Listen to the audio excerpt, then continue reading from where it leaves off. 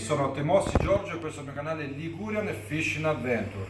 Per questo quarto episodio di chi inizia a pescare a fondo vedremo i nodi classici per i neofiti.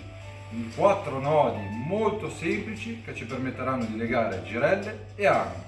Allora, partirei immediatamente con un nodo molto semplice e vi ricordo questo video è dedicato ai neofiti, quindi chi è leggermente più avanzato, i professionisti, non è dedicato a voi, è dedicato a chi non ha mai fatto un nodo da pesca, non è mai andato praticamente a pescare e ha bisogno di imparare i nodi base.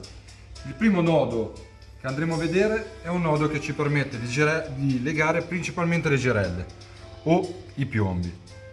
Io adesso prendo una girella a caso, una girella a moschettone, passiamo il nostro filo all'interno della girella e iniziamo a far ruotare il filo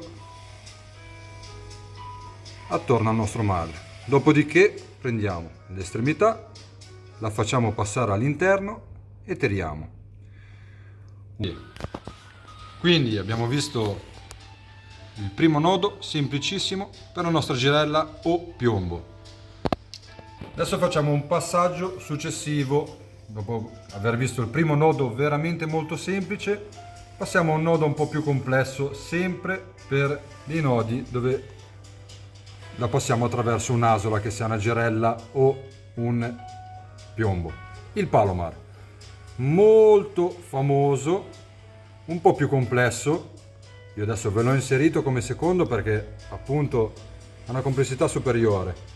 Facciamo passare 2 volte il nostro filo attraverso la nostra girella, dopodiché facciamo un semplice nodo, lo ripassiamo all'interno, dopodiché prendiamo la nostra girella e la passiamo all'interno.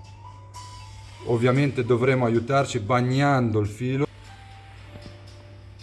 ma il nostro nodo è bello che finito. Nodo Palomar è sicuramente uno dei nodi più resistenti, un po' più complesso, ma dopo averlo fatto un paio di volte vedrete che ci prenderete la mano. Ok, quindi abbiamo visto 2 nodi molto semplici per legare girelle o piombi. Che cosa succede però quando dobbiamo legare i nostri ami? Io adesso ne ho preso uno molto grande per farvelo vedere in video. Un nodo con un amo con la paletta, ok? Prendiamo il nostro filo e facciamo un'asola. Appoggiamo la nostra asola e il nostro amo, ci aiutiamo con l'altra mano e iniziamo a girare sulla paletta.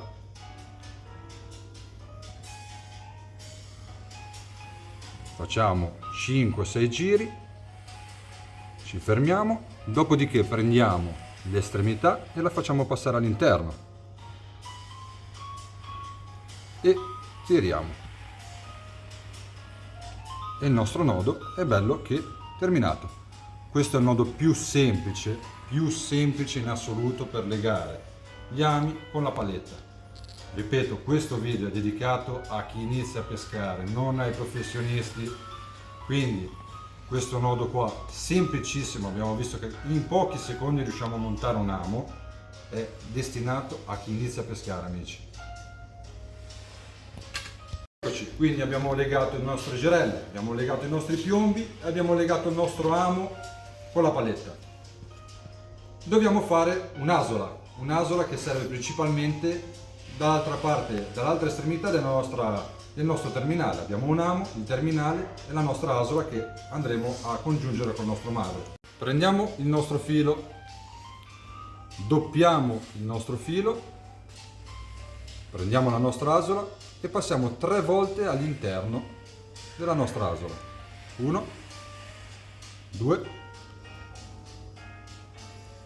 e 3. Dopodiché tiriamo. Ed ecco creata la nostra asola. Adesso, dopo aver legato un amo con la paletta, vi faremo vedere come legare con un nodo senza nodo un amo con l'occhiello. Un nodo un po' particolare, ma sicuramente molto funzionale e semplice da preparare. La paletta, iniziamo a far ruotare sulla paletta stessa la parte terminale del nostro terminale, dopodiché Vedete quanti giri sulla paletta dobbiamo fare? Prendiamo l'estremità del nostro terminale e la facciamo passare all'interno dell'occhiello. Quindi non abbiamo creato praticamente nessun nodo sulla paletta del nostro amo. Tiriamo e il nodo è bello che fatto. Nodo senza nodo per il nostro amo con l'occhiello.